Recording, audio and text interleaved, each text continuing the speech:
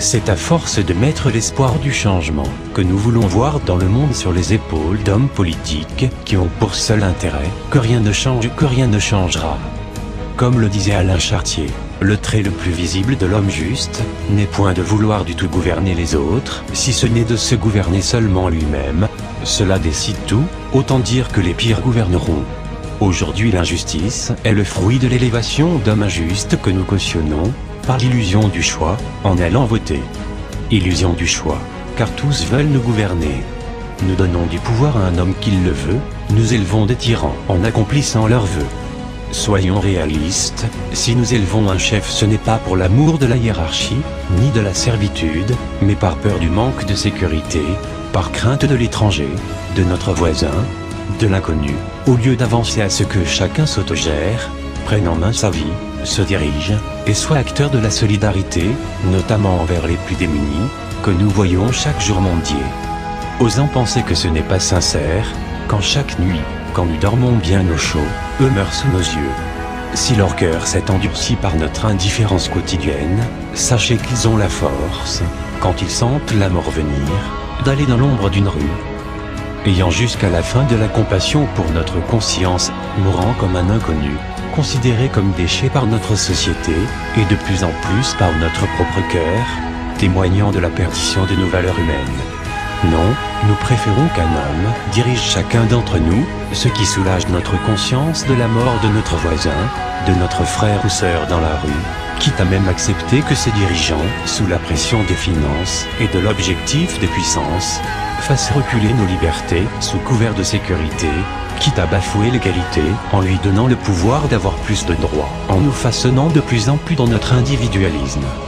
Non, nous ne sommes pas sous une tyrannie imposée par la violence, mais nous sommes acteurs de son élévation par l'inconscience, par notre insouciance. Rien n'est pire que l'homme qui voulant gouverner arrive à accomplir son souhait. De plus, l'avidité s'ajoute à cette envie de gouverner à un tel point qu'aujourd'hui, l'argent a plus de valeur que le prix de la vie d'un homme. La colonisation pour la richesse des pays du Nord, imposant l'exploitation, la pauvreté et la soumission des pays du Sud, est un véritable esclavage moderne. Rester dans le silence du complice est un crime contre l'humanité, là où, à l'ère de l'information, l'ignorance est un choix. La télévision sera toujours l'arme de propagande du système en place, avec aujourd'hui l'objectif de désinformer, au cœur de l'information. Avec l'envie d'endormir l'esprit, tout en manipulant celui qui oserait s'éveiller. Avec la vision d'aveugler l'homme jusqu'à l'effacement progressif de ses valeurs humaines. Nous avons réalisé une révolution en 1789, établi des droits de l'homme, mais qu'en est-il aujourd'hui? Qu'en est-il quand le mensonge dicté est accepté comme vérité? Qu'en est-il quand des frères et sœurs sont arrêtés pour le simple choix et devoir de combattre pour la liberté? Le passé porte lui-même une triste définition de notre monde, où chaque personne qui avait voulu dénoncer, comme Coluche ou J.F. Kennedy, se battre pour la liberté, comme Gandhi, Malcolm X ou encore pour l'égalité, avec Martin Luther King, a fini assassiné. Des hommes qui voulant changer la société, et bousculer la stabilité esclavagiste de notre économie, ont dû y laisser leur vie. Faut-il qu'il y ait toujours quelqu'un pour assassiner la paix? Faut-il qu'il y ait toujours un soi-disant fou, un peu probable accident ou un suicide, qui doivent arrêter ces artisans de paix? Oui, tant que les 1% dirigeront les 99%, il sera facile d'éliminer celui qui ose contester. Tant que ceux qui veulent et font la guerre nous gouverneront, rien ne changera. Tant que nous, le peuple, nous ne nous réveillerons pas, que nous n'agirons pas. Tant que nous continuerons à vouloir l'austérité, croyant réfléchir par nous-mêmes, alors que cette opinion d'austérité et de sécurité est largement diffusée par les médias, eh bien, rien ne changera. Le monde qui nous entoure nous sous-estime, murmurant à chacun d'entre nous que changer le monde est impossible. Chuchotant que notre société d'aujourd'hui est mieux qu'avant, qu'il faut savoir être reconnaissant.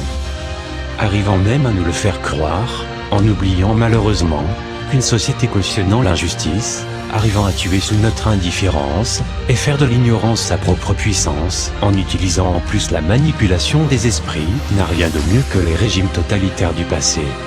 S'il est évident aujourd'hui que le nazisme marqua notre histoire d'une manière horrible, il ne faut pas oublier qu'au tout début de son instauration, seuls quelques milliers de personnes allaient manifester dans les rues, oser être révolutionnaires contre le nazisme.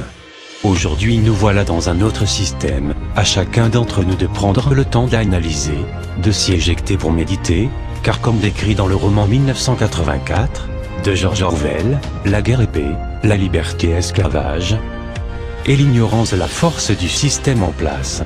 N'oublions pas que notre histoire a connu de grands changements par des hommes, comme Gandhi ou Martin Luther King. Des hommes qui étaient seuls, laissant après leur mort leurs idées derrière eux.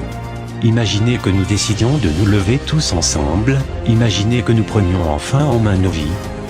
Imaginez que nous coupions chacun les ficelles de la manipulation liée à notre esprit, imaginez que nous ayons le courage. Maintenant, n'imaginez plus, ensemble nous pouvons changer les choses. Levons-nous ensemble plutôt que de laisser quelques hommes seuls, qui voulant combattre pour la paix, meurent assassinés. Des hommes qui finalement vont tomber dans l'oubli de notre société, que nous cautionnons chaque jour par l'inaction. Le peuple est souverain, il le sera toujours. Il suffit que nous nous réveillions, que nous comprenions et acceptions cette réalité, que nous retrouvions confiance en nous, quitte à la reprendre à l'endroit où chacun l'a laissée. Que ce soit sur l'épaule d'hommes politiques de droite, de gauche, d'extrême droite, d'extrême gauche ou même du centre. De toutes ces différentes directions, il est temps de sortir de cette illusion du choix pour se rassembler, non pas vers la droite, ni vers la gauche, mais vers le haut. Vers l'élévation de notre puissance. La puissance du peuple. La révolution est une décision personnelle qui prend naissance dans notre cœur, où le seul et unique acteur ne peut être qu'un peuple unifié. Mais n'oublions jamais, l'idée est et sera toujours présente tant que des hommes en seront acteurs. Les peuples ne devraient pas craindre leur gouvernement, c'est le gouvernement qui devrait craindre le peuple. Faisons de cette idée une réalité. Nous pouvons changer les choses, regagner espoir. Nous sommes tous l'essence de cette révolution, c'est pour cela que nous devons compter sur chaque goutte. Des gouttes de qualité, des gouttes qui ne se perdent pas, des gouttes qui s'assemblent, formant une flaque, un lac, une mer, un océan, puis une vague déferlante. We are anonymous. We are legion. We do not forgive injustice. We do not forget this shit. Government of this world, expect us.